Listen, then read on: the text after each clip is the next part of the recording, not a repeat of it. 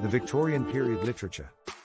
The Victorian period in literature, which lasted from 1837 to 1901, was named after Queen Victoria, who was the reigning monarch of England during this time.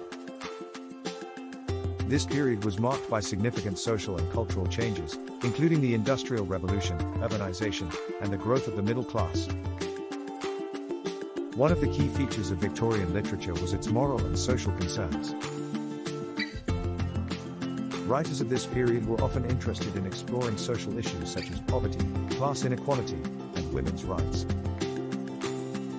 And many works of literature reflected a sense of social responsibility and a desire for reform. Another characteristic of Victorian literature was its realism and attention to detail.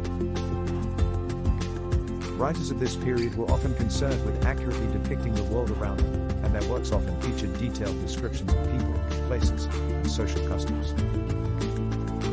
This realism was often combined with a sentimental or emotional tone, as writers sought to evoke a sense of empathy and compassion in their readers. The Victorian period was also marked by the growth of the novel as a literary form.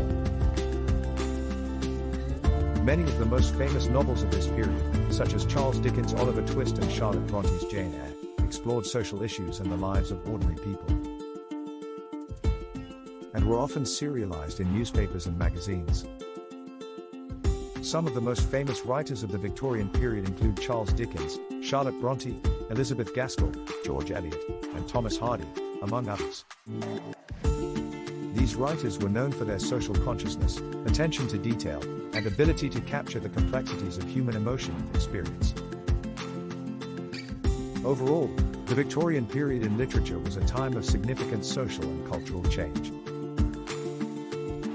marked by a focus on moral and social concerns, realism and attention to detail, and the growth of the novel as a literary form. The works of this period continue to be studied and enjoyed today for their insights into the social, cultural, and literary trends of the time.